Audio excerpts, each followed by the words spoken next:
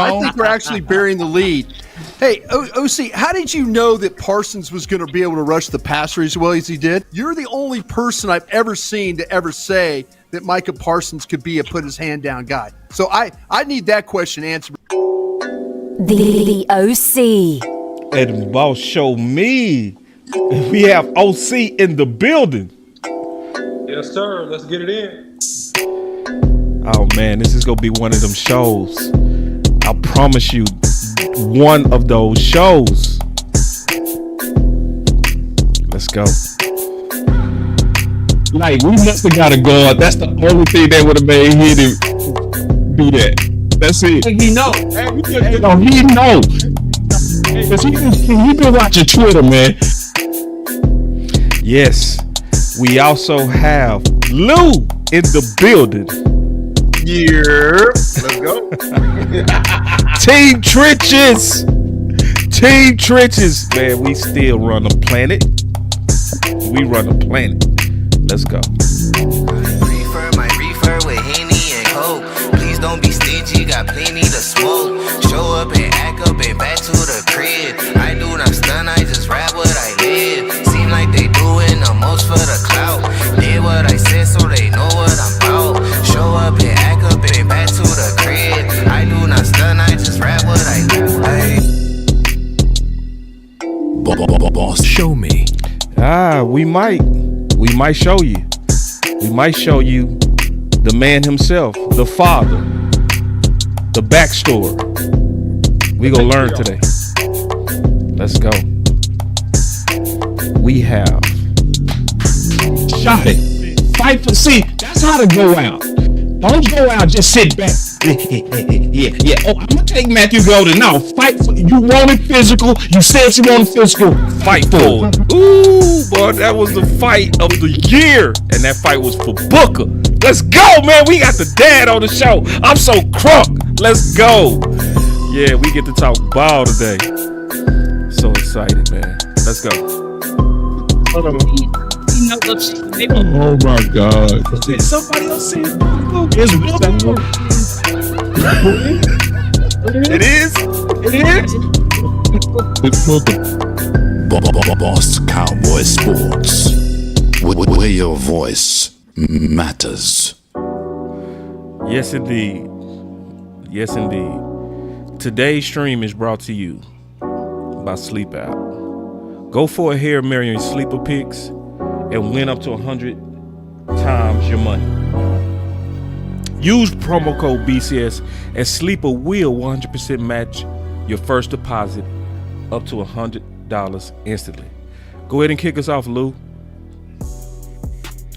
Man, we got a special one in the building, man. Y'all already know. We were fighting these streets. Team Trenches is in the building. Let's go. Team Trenches is in the building. Let's go. Hey, man versus the world. You feel me? We got the one and only, the father of your rookie of the year, the Dallas Cowboys, man. We got Will Devon Booker in the building, man. Yes, sir. Thanks for having me, guys. Glad to be here. So I wanted to touch on your backstory. I was reading up on it. I was researching, and man, like I don't know what it is. We've been getting like a string of guys that just love football, and you and your love for football, your commitment from the beginning. It was a very interesting story. Could you walk us through that? Because like you once Tyler told you, I think you saw in an article that he wanted to do this football thing, you went to the full extreme with it. I was locked in, man. I was locked in from the beginning. He told me he wanted to play football. Started right away with flag football. Took that serious. Then from there, he went to tackle football. And I was at every practice. Didn't miss a practice. Wife had just had my younger son, Mason. He was probably about 6 or 7 months. So she would get off work, and I would drive to practice. My older daughter, would sit in the car with him while I was outside at practice. All the other parents were behind the fence. I grabbed my chair, went around the fence, right next to the coaches, because he was at an inner city league, and these guys talk rough to the kids. And at that age, I didn't want him to be in a situation where he hated football based on what someone was saying to him. So I sat right there Parents thought I was crazy, but I was locked in because I wanted to make sure that he was getting what he needed because I knew what he told me. So from the beginning, I was always locked in, man. Where did this come from? Because I saw in the article it came from your brother. Seeing how your brother made it, to the high and to the mountaintop. Like, if y'all didn't know, Williams' brother, he's a Super Bowl champion for the Steelers. Yeah. Yeah, he went to Michigan State University, and he ended up being on the practice squad with the Steelers when they won against the Seahawks.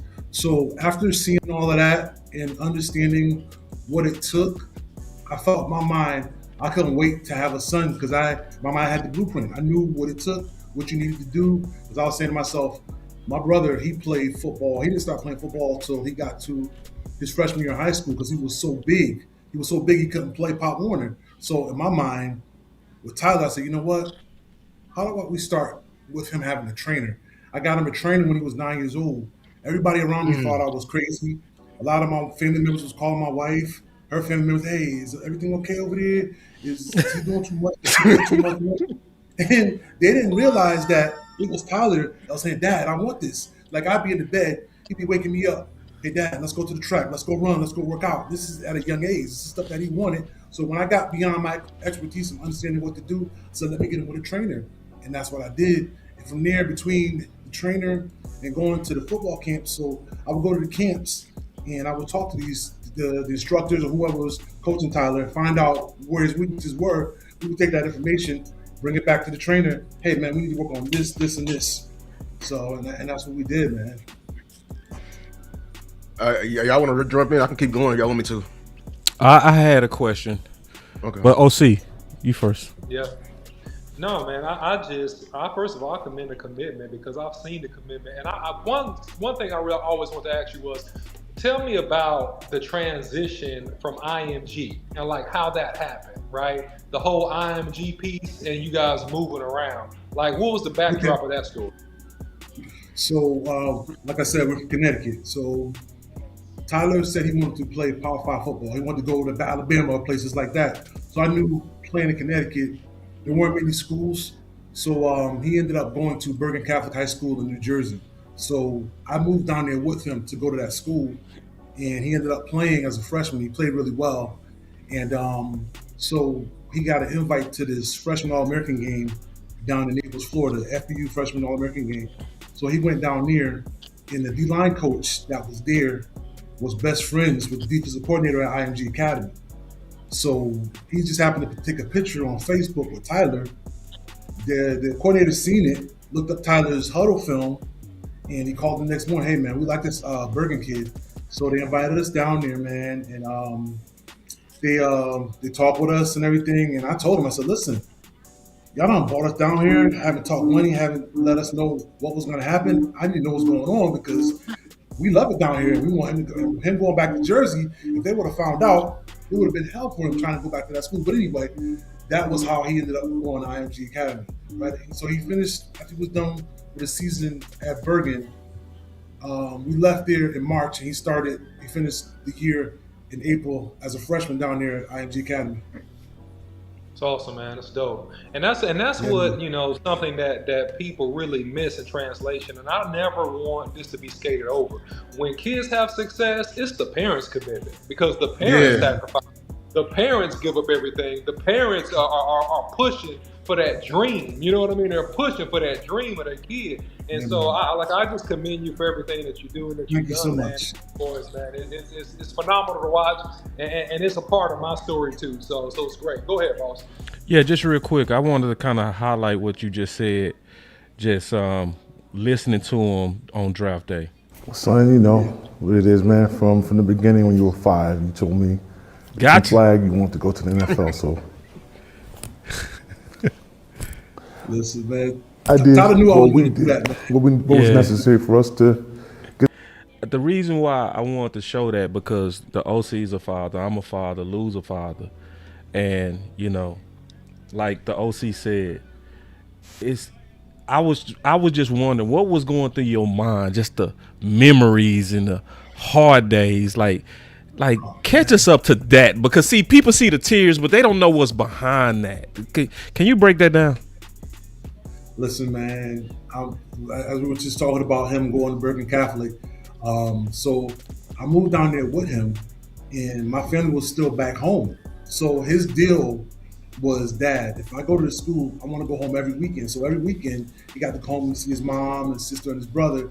And while I was down there with him, I worked at this job, and man, I hated that job. But I knew what I was there for, and everybody hated me because I made a little bit more money than everybody else because I got a connection with school to get me the job. And the supervisor told everybody how much money I made. So it was just a struggle to go there every day. I didn't care. It didn't bother me none because I knew I was locked in doing what I had to do for my son.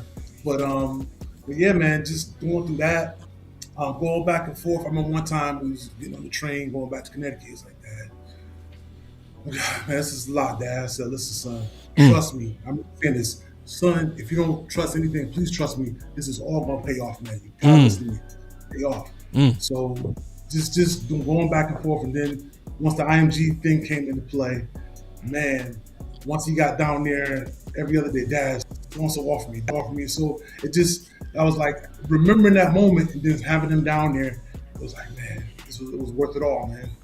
Real quick, let me jump in with one more question too, because I heard him say something. I want to ask you this as a dad, somebody that was there with him the whole time developing him.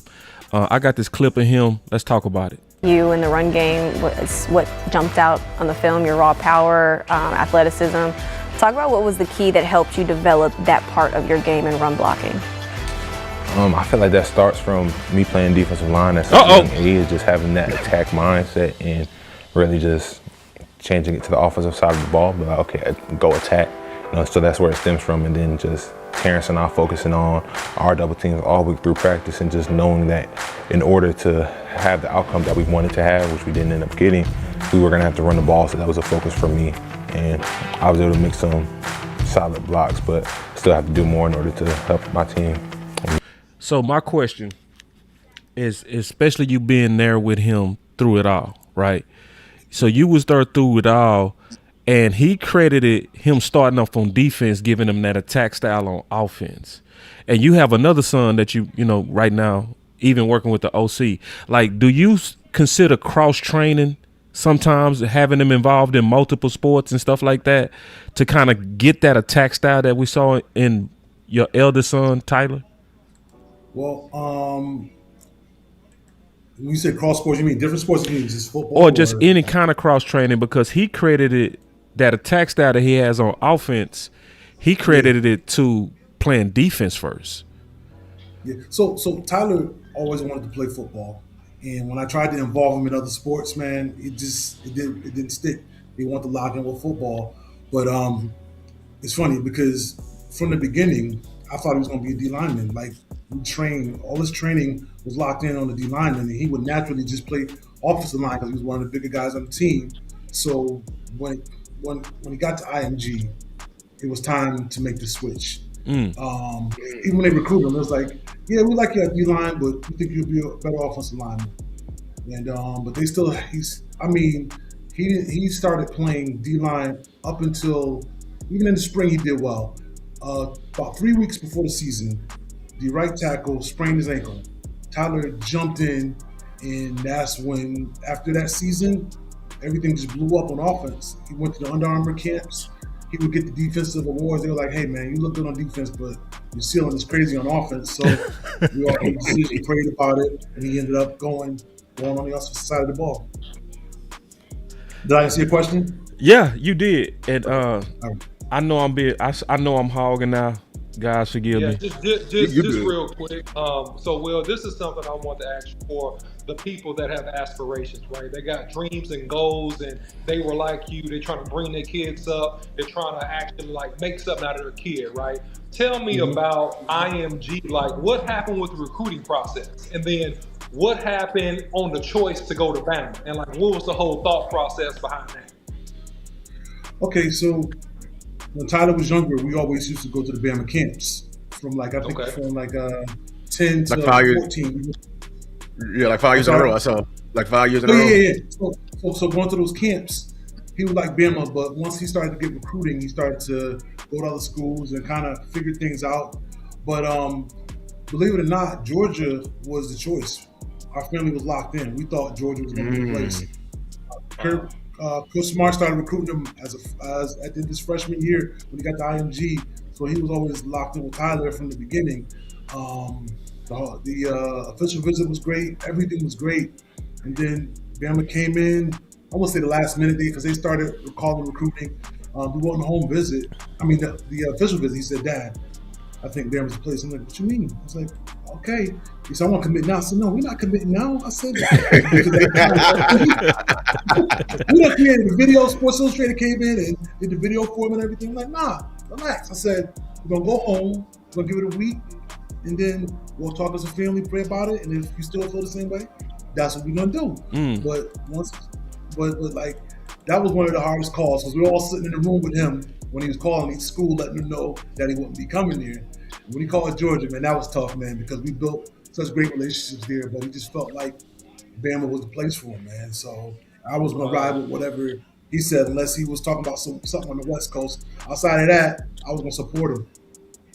That's awesome. That's all. And I got a quick follow-up, then I'm going to kick it to you, Lou. So at what point, right, you sitting there as his dad, you evaluating him, you watching him play, you know, he's starting at Bama, right? At what point in your mind mentally were you looking at your son play and you like, he fits to make it? This boy's going to make it. When did you hit that point in your mind where like you just knew that you knew that you knew? Well, I knew once he got to Bama, and he was starting to have the impacts to where you had two guards, the left and right guard. Those guys were starters. Tyler was a freshman, and he was pushing both those guys for time. So I knew then, wow, this is like, you just don't come to them. And Coach Saban don't just plug and play with the offensive line. But Tyler, one half of the game he's playing left guard, the other half he's playing right guard. I'm like, oh wow. And just his attention to detail and his focus and the stuff that I would hear the coaches say about him, and how he handled his business when he was there. And I credit a lot of that too, also to him going to IMG because he was mentally focused. So now you have a kid that's been away from home since he was 14. So it was like a seamless transition to go there to focus on getting time to play. And also, I asked him, I said, "Son, how did you do this, man?" He said, "Dad, I prepared myself like I was always going to be a starter. I always prepared myself like I was going to play. That's awesome, man. That's awesome. So him being in that highly competitive 5-star environment at IMG was just a bridge for him going to another 5-star environment. So he was like a fish in water. He was used to the protocol, used to the intensity, all that. That's awesome, man. And that's a big note for parents, man. When you're making decisions about your kids and what you want to do with them, hey, man, consider those things. Yeah. And I want to dig into a couple of questions.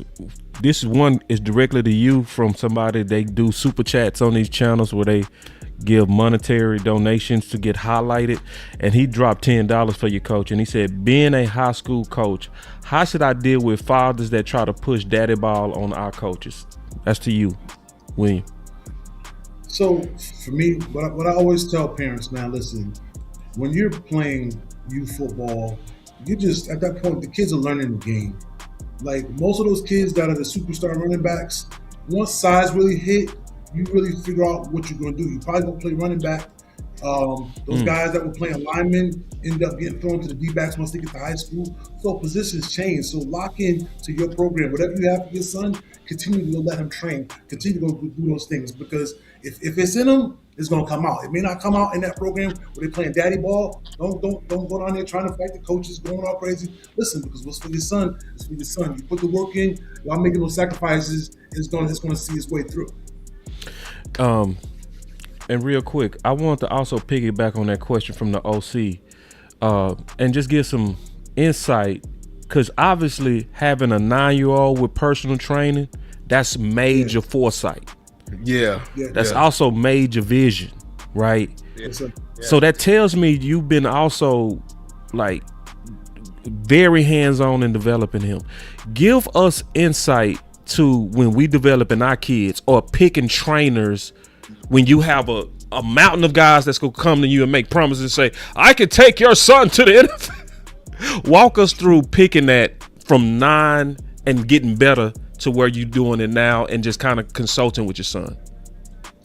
Okay, so when we went to the trainer, the gentleman's name is Frank Guido. He does breakout athletes up in Connecticut. So when we went to him, Tyler loved him, and I would be there for every training. And it was a good fit. He pushed Tyler when he knew he needed to push him, and Tyler could take the strong language, whatever it was he had to say to him, because he wanted it so bad. So just the big part of all of this, these kids have to want it for themselves as well. That's a huge part because dad could do it. But for me, this was one of the easiest things I've ever had to do as being a dad because he wanted it so bad. Like as a kid, he always wanted to train. I remember when he was in middle school, Tyler went to a school 40 minutes from where we lived. So this dude had to get up at 5 o'clock in the morning, be at the shuttle by 6 a.m., go to school, getting out of school. He's calling me. He said, "Dad, did you set up my workout?" So my wife picks him up in Fairfield at the shuttle, driving all the way another 40 minutes away from where we live to take him to his training. So that's how Tyler's days would go. And that's him calling me, making sure his trainings was locked in. So it's like, and I feel like with parents, your kids could become whatever you want them to become, but it's important to mold them early and lock in. It was around them. When he went to my mom's house, he seen the Michigan State Steeler helmets. He seen that stuff. I watch football all the time. So it was in him. It naturally happened. It just so happened when he said he wanted to play, man, that just made my heart proud. It was just easy for me to do. But parents, it's really important that your kid wants it too, because he has to want it as bad as you, because if you don't, it's almost a waste of time. Appreciate it. I want to. You highlighted something like in the college years how Georgia was the early pick. When Nick Saban retired, I know phone calls is raining on y'all. You know what I'm saying? And I think I saw an article that Georgia came back around. What made y'all stay and be committed and have loyalty to Alabama even after the guy recruited you and the guy who had your back and Nick Saban was gone? Listen, I was really disappointed when it happened, but I understood. But so the funny thing is, I got a text from Tyler. He's leaving, and I knew exactly who he was talking about when he said it. So when he texted me that, he was in a meeting with Coach Saban. So me, my wife, myself, my son Mason, and my daughter Jill, we're all sitting in the room, already talking about where Tyler ended up next. Georgia, that's the place. So we got on the phone with him. So what you doing, son? He was like, "What you mean what I'm doing?" He said, "I'm staying here." I said, "I put my blood, sweat, and tears into this place. It built a legacy here. I ain't going nowhere." I'm like, "All right, yeah." Love it.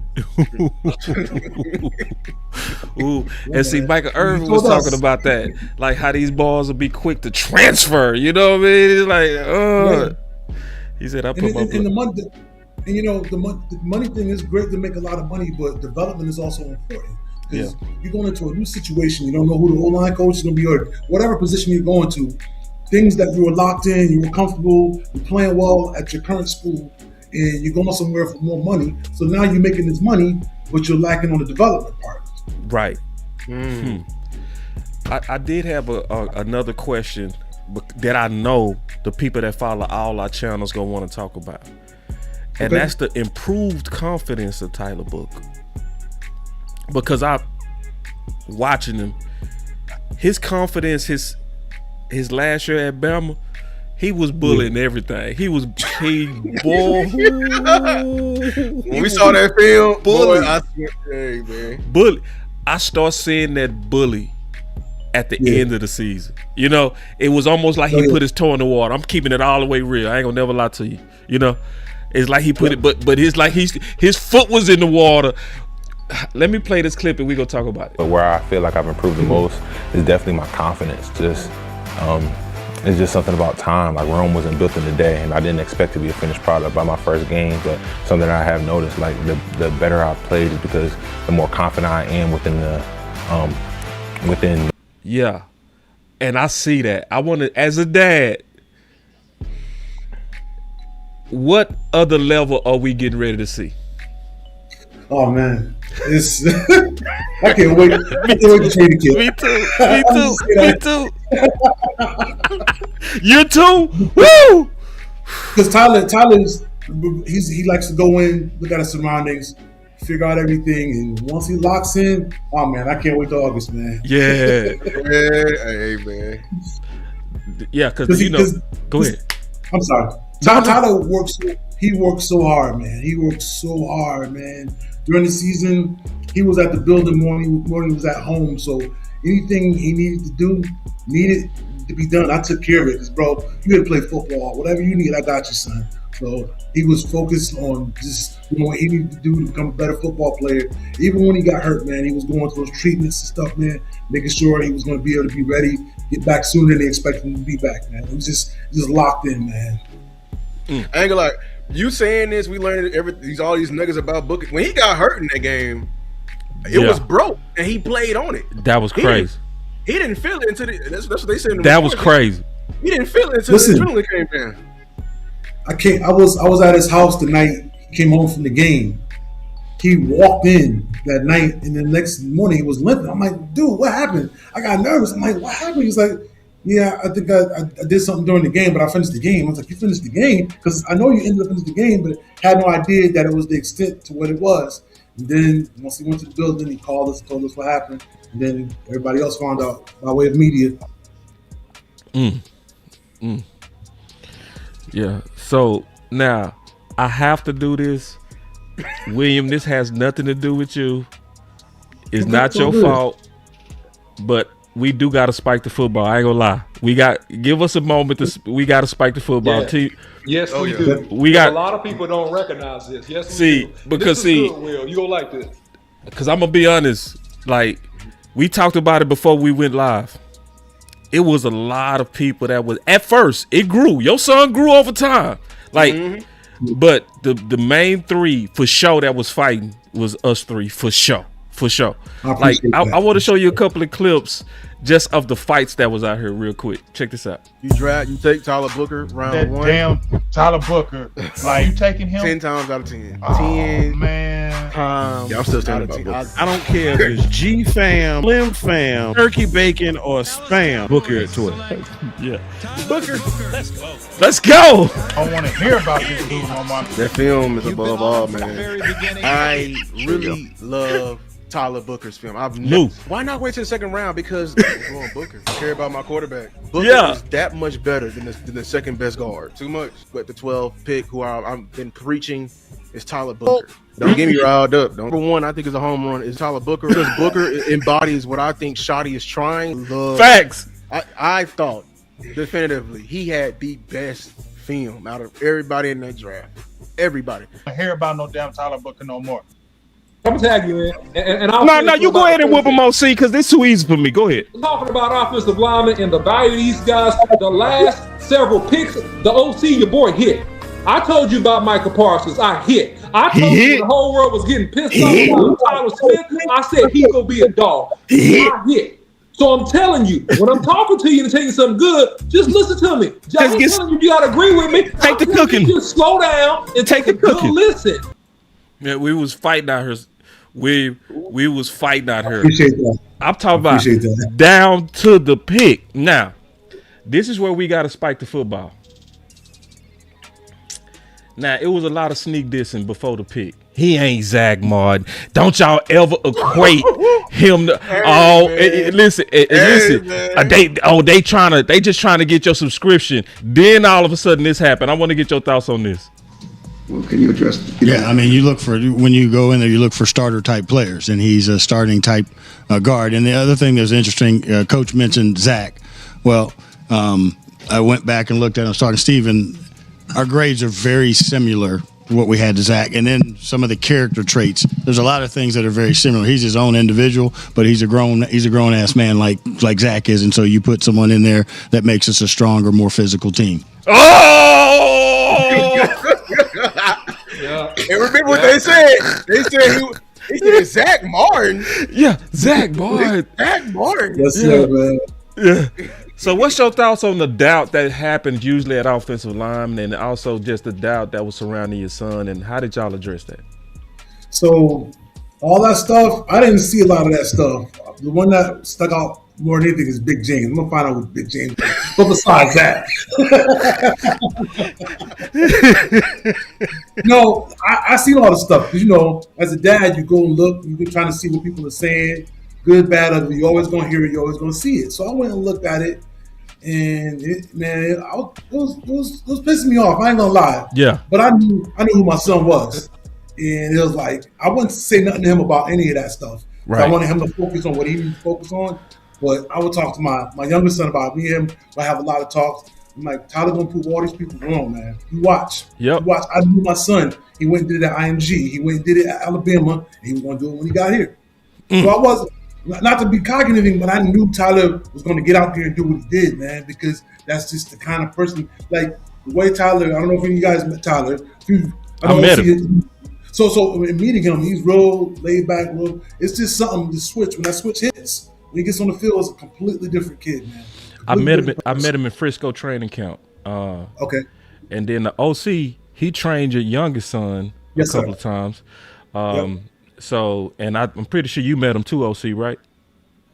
Yeah, I met him, man, but I didn't have to meet him, man. I watched the tape of him. I watched 12 games of him play at Bama. I didn't need to talk to the man. All the talking happened when I watched the tape. Right. And that's why I stood on top of the table and was like, it was this easy. dude is the best. I didn't say he's the best guard. He was the best offensive lineman in the draft. Right. And go back and look at this season and the rookies that played. Name me a rookie that played better than Tyler Booker. Go. You A can't. rookie offensive lineman that played better. The only guy, and I'm gonna give you one because I'm fair about it. The only guy that you can compare him to in terms of how well he played will be a Will Campbell for the New England Patriots. That would be the only person. He was a top 5 dude. Right, that would be, but in terms of his excellence and what he brought to the table and physicality, and a guy that was being pro-ready from day one, it was him. And this is the thing that got me, y'all. I'm gonna tell y'all, this is the thing that got me. And me and you talked about this before he got drafted, Boss Cowboy. When he got on the interview and he said, "My goal is to make you quit football." Yep. I said, yeah. I said, yeah, he crazy. Yeah, he got, and that's what it is. That's the mentality. That's that it factor. And when you got that it factor, man, and then you got the talent, man, then hey, the rest is just what it is. But OC, like when he got after he got drafted and Cowboy Nation started, that's when everybody jumped on the train. He been saying that though. I didn't need to hear him say that. Yeah, because he played like that. He played like that. Right. Yeah. He was killing folks on the film. Like for real. Remember, he wasn't athletic. Remember, they care about that for we spiking the football, right, boss? Spike it. Yeah. When have we ever cared about a damn lineman 40? Oh, never. I'm just saying. Never. I don't even know why you watch the film. You want to see somebody unathletic? You see him in pass pro, the way they moving like that. You want to see him like that? See how he pulling in different techniques. We had people telling me they was pulling all the excuses out there behind to not take him, and you saw what he did this year. You see? You got the tweet? He all rookie. Yeah. I heard people say he had a better rookie season than Zach. Yeah. Better rookie season than Zach Martin. Take L's. And look, people in this space don't know how to take an L, right? Here's the thing about this channel. What I love about Boss Cowboy, I've been doing Boss Cowboy for half my life, right? Is that he's honest when he's wrong, and he takes credit when he's right, right? Boy. It's like, hey, I missed something, I was wrong. Yeah. But on this, man, it's like, no, I'll take your L, say that you missed it. It's like when you see, and this is offensive line talk, what I'm about to do just for a second. When you see somebody hit somebody on contact, and then you see that defender's leg crumble, right? You see his leg buckle. When he get hit, then you know that you're dealing with a superior dude that got a lot of power. And this was similar to, but different from what we saw a couple years ago with Tyler Smith, balls. Remember that? Mm-hmm. I said, look, Tyler Smith is a grown man. Yeah. He got back-breaking. Back-breaking. I ain't gonna never forget you said that. Back-breaking. And I said, okay. And when I saw Booker, when I saw Tyler, I said, okay, he's another dude. That's another one. He got that. And he gonna get better. Yep. That's what's scary. Is he gonna get better, dog? Yeah, this is rookie history. Nah, that's what's scary. Yeah, man. It's bro, year 2, year 3. See this. See, I told you, William. I told you we was gonna spike the football. We didn't mean to take off. We didn't mean to take off like this, but no, it's all good. I love it because after seeing all that stuff, you got to be able to support him and say that because I can't say it. Yeah. But to have y'all support me, I appreciate that. because a lot of people were sounding off. Even some of the folks from ESPN, one hand, oh, he's the best guy in the draft, and when he got drafted, oh, I can't believe they took him. Right, they switched. Same guy Same guy switched. He get drafted. Oh, but that was the worst. That was the worst by the Cowboys. Yeah. I'm glad that I'm supporting. Appreciate that. Yeah, and I'm happy Cowboy Nation flipped too. You know. Yeah. They did flip. And it's the history of Cowboy Nation. We booed Zach Martin. We booed Tyler Smith. We booed Tyron Smith. It's we not really good at offensive line.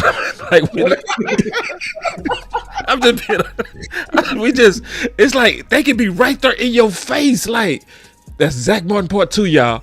You just love 10 years of Zach Martin. Anyway. I did want to do one more thing too. Just talk about the future. So I do feel like I saw more confidence what do you see as a dad going into year 2, year 3 for your son?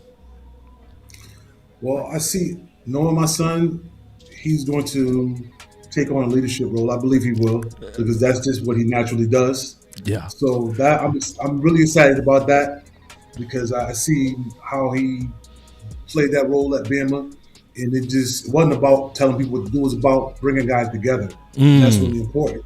So that's what I'm excited about, and just, of course, him continuing to improve and get better. Damn, I see that too. I definitely see that. I see him. I see that more vocal between year 2 and 3. He gonna be way more vocal. Did y'all have anything else? I just want to ask, this is a question for the panel. We can be fair. What is one thing that you feel like, from a football aspect, it's purely a football question, what he needs to work on to improve on? Because even though like he had a great year, there are some things he got to work on. I'm gonna step out there first. I want him to be as violent as what I saw in college. I felt like he was putting his toe in the water, and then that violence started to really kick in them last 3 games. That's what I start seeing. Like, the first to fight, the first to scrap, the first to say, get off my quarterback. Like, he looked like he was grown Booker by the end of the season. I want to see some real nastier finishes, because that's what I expect out of him. Go see. Oh man, I'm gonna save I'll save my feedback for Tyler, man. So I ain't gonna load that here. I'm gonna talk to him at some point. I'm gonna save my feedback personally. That's smart. I think he did a fantastic job, and I think that you definitely improve it. And this is what people say, right? That kind of study football and like look at the NFL. That most players, their biggest jump is from year 1 to year 2. Yeah. So that first off season is like super important. But yeah, it's a few things, man. But I'll get a chance to talk to him and I'll catch up with that. I'll go. Be honest with you. One thing I saw with him, I told people, he won a lot with his strength, and I think he relied on it too much. It could be a good thing and a bad thing. He was off balance a lot. I can tell he was off balance a lot. But, his strength saved him in a lot of things. I want him to get better at the hand fight. I want him to get better in combos and the run game. It was times he got over his heels. Just working with BB, the cohesion, the whole O-line, the cohesion been messed up for years. It's like we've been having injuries all throughout that O-line. So I feel like he can get better at that as well.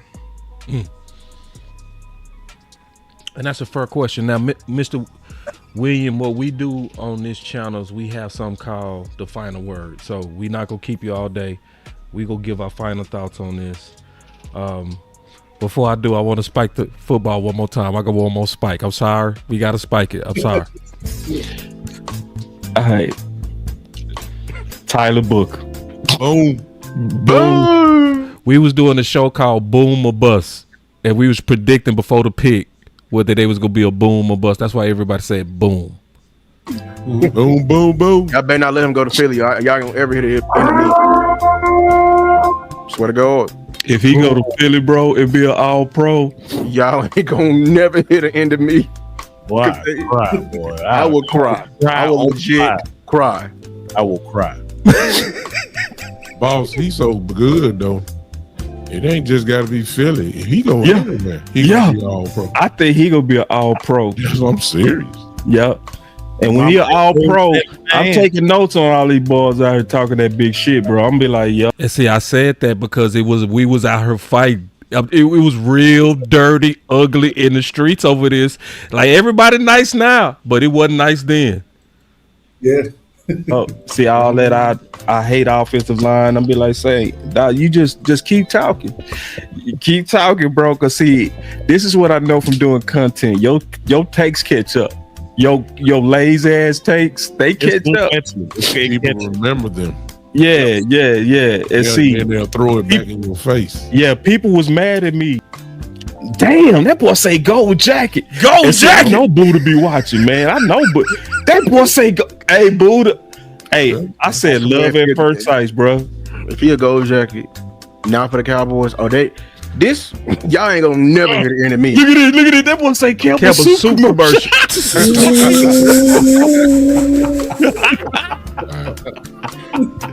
Hey, I'm telling you, I'm gonna have something to say to some people, but I'm gonna be like, say, bro, remember all that whole ass shit you. I'm gonna have something to say, boy. I'm gonna say, bro. See, when I was trying to say what's best with my goddamn team, forgive me for using the Lord's name in vain. Yeah. These takes don't catch up. I heard that. These bad takes catch up, and I'm gonna just let it too. I'm gonna just sit back and just let that shit. I'm just okay. All right. Your balls, you gotta pay the price. Yeah, I had to play that because this is the day it catch up. And this is what I'm going to say about it catching up. Some things are meant. Some things are just meant. I don't believe in coincidences. I don't believe just how all of this stuff happened. The three people that was fighting tooth and nail for your son, right? That some kind of way, through some kind of way, your son William ended up working with the OC organically. Just how does that happen? Then all of a sudden, Lou, all of a sudden get to know you, books you, right? I met your son in training camp. You know, it's like some things just felt meant. It's like, yeah, absolutely. It just felt meant. So my final word is this: Booker was absolutely meant.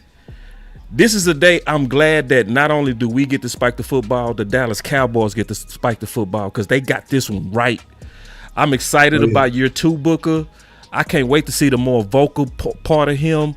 And I do believe all those predictions that people said on there is gonna happen. I do believe Gold Jacket go happen. I do believe Hall of Fame go happen. All Pro go happen. I believe all of that's gonna happen. And I think it's gonna go even higher. I think it's go high. You know what I think we go see? I think we go see him take over the offensive line room. That's what I think is next. I think it's gonna be him and Tyler Smith. They go take it over. Because what I like that he did this year, he kept his head down. He wasn't talking. He did it with his action. Next year, he get to talk. That's my final word. That's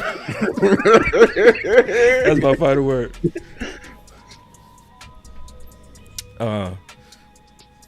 It's between you and the OC. Who gonna be the? Yeah, I'll go next, man. Look, I think that the sky's the limit, man. For T-Book, man, he can be as good as he wants to be, and I'm excited about the offensive scheme and set. And I said this before: what Schottenheimer does, it just blends well with Booker's gifts and his skill set. He can play in any offense, man, but he's that great. But this is home for his skill set and what they like to do in terms of run concept wise. And it's just really, man, how high you want to take it, man, where you want to go. So I'm excited to see his growth. I'm excited to see the cohesion of the interior 3 or 2 at this point. We don't know if Tyler Smith is going to stay at guard or tackle at this point, in my opinion. That's a whole other show. But I think that those guys are great interior 3, man. You build around that, man, and you just dominate the NFC East, man. So I think, man, the sky's the limit and excited. Yeah, my final words is, man, I'm thankful that we was able to draft Tyler Booker, another great Cowboys offensive lineman, another one going up there with the great Larry Allen, great Zach Martin, great Tyron Smith. This is just year one. I know the sky's the limit. No, sitting down with his dad has been a blessing. We got to know and read between the lines of his story, and now I know his makeup, and his mindset. Now I know all these things we saying. It's a matter of time. It's not a matter of how. It's a matter of when.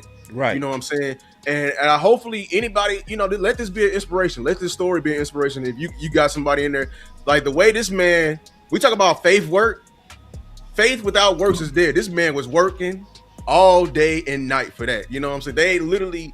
They had a dream and they set out to it. And it takes sometimes it takes radical dreaming. Getting your son a trainer at 9-year-old, that's radical dreaming. That's radical. You know what I'm saying? Sending him off to school at IMG Academy that's in Florida. That's radical dreaming. He ain't been home realistically middle school. That's radical dreaming. Right. You know what I'm saying? Well you know what I'm saying?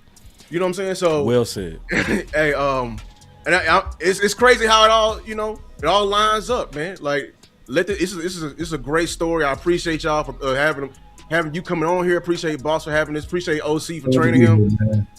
Football is a beautiful game, ain't it? Man, it's a beautiful game. Ask your brother. Ask your brother because you say he played in I think 06 for right. I think I looked him up. When he won a Super Bowl, I think he wasn't on the Steelers anymore. But the very next year, one of my favorite O-line coaches of all time came as an undrafted free agent for the Steelers. Played the same position. I wonder if you know him. His name is Darnell Stapleton. He's an assistant coach for the Commanders right now. Assistant O-line coach. Just ask him about him. Okay, we'll do. But if I could say one thing and I'll be done. So I also wanted to give a shout out to my wife, my son Mason, and my daughter Jalen, because they also sacrificed as well. Yeah. Because we were going to those camps, we weren't going on vacations. They were on the sidelines in that heat, watching the camps, making those sacrifices as well. So, and I couldn't do all this without my wife because she was the one. Like for a mother to say, okay, you can let's do this. We support our son's dream. So shout out to her too and all the rest of my family because we couldn't have done it without them as well. Fantastic. The unit, yes sir. Yeah, and what a way to finish, man. And families, it's always better when we work together. Oh yeah, for sure. Thank you, sir. To the next time. Thank you for having me. Yeah, and we gonna do this again. We got to do this again. Like I said before, none of this stuff is by accident. Everybody, make sure y'all do us a favor, hit that like and subscribe on all the channels. This was very special. I felt like this was due. I think it was just right for us to be able to talk to Booker's dad. It just felt so right for it to come full circle. So hit that like and subscribe on all the channels. Again, to the next live or to the next video, we out. It's about Show Me with Lou Takes.